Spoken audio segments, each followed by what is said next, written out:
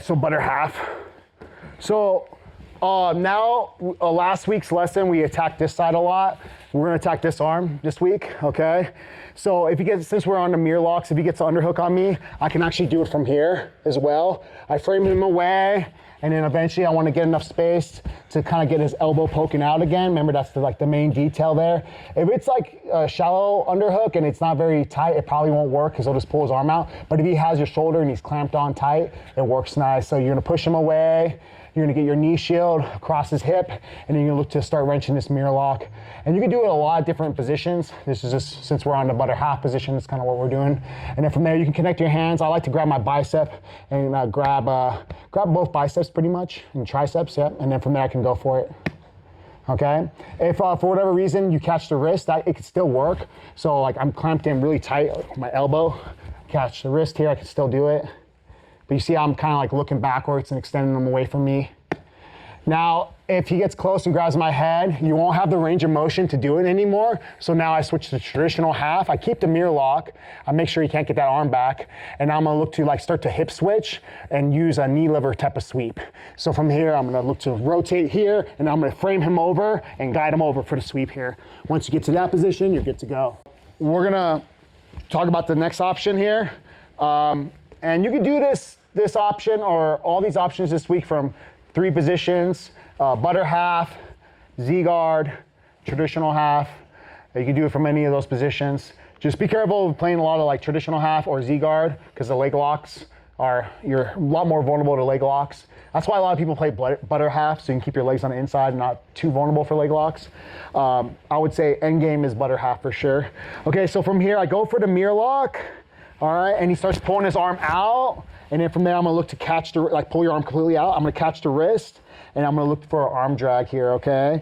So I'm gonna look to have this arm go over his arm, under his armpit, grab his tricep. So you want kind of like a cross formation here. If it's like here, he'll pull his arm up and out. Yeah, exactly. But if you're going here, try to pull your arm out, it's a lot harder, right? From there, I pull you to the mat. I have to bring my leg out now. And then from there, I can use it to help me sit up by like doing a kicking type of motion, chest to shoulder, and forearm's gonna grab his armpit. And we have a few options here. Option 1, if you're able to, pull him up on top, shrimp out. Option 2, if he's bigger than you can look to climb, throw your hook in. And then option 3, you can look to sit up and go double shin control here, okay? Or like a hug grip around his thigh and pull him up on top here for the truck, all right? You can also do it if he's like posted on your hip. You're here, yeah, exactly, you're here, I'm fighting, and all of a sudden I just do it real quick, right? That's how I usually like to do it. From there I can look to climb, take his back, go to the truck, all right? This one he's playing really far away. So I'm gonna sit up, right? I'm gonna sit up and get a overhook or like a elbow control.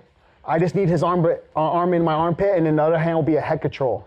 I'm gonna sit up and like pull him into my stomach, okay? So I sit up, grab his head, get an overhook, pull him into my stomach, make my adjustments, get on my hip, pull my leg out, and then I can throw up my rubber guard and set up my Carney, right? So from here, you can grab it and feed it.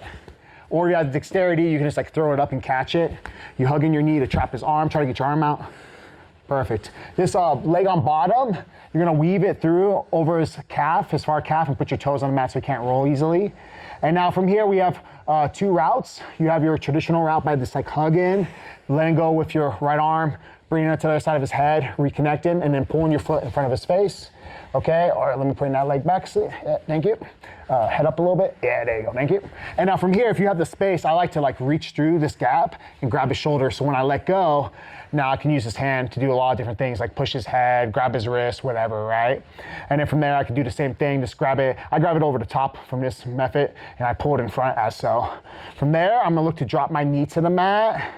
And then from there, I'm gonna attack this arm, going for the Carney, which is just a modified Kimura. That's how you have to think about it. Grab his wrist. You can always do a wrist lock. You can always do like this control, like right here. But I usually just grab 2 on 1 and start wrenching it. After that, you get the tap. I want your legs to go like, if you know he's about to roll and you can't really stop it, let your legs kind of like relax. So if he does fall over your leg, it doesn't hurt as much. Because if your legs are really tense, you can get hurt as he rolls.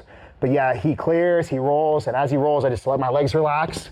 I'm gonna get up, and once I get up here, we have some options. You can lay to like a twister side control, and we have his arm still. We can like look to figure 4, use our bottom calf as the fulcrum for the arm bar. You can always like back step, right? You can back step and then set up like arm bars and triangles and that kind of stuff. That's another route. Or one of the things I like to do here, if you're in this position, I like to re-grab the elbow, look away, and do a shoulder roll and get like deeper for the omoplata. Okay, figure 4.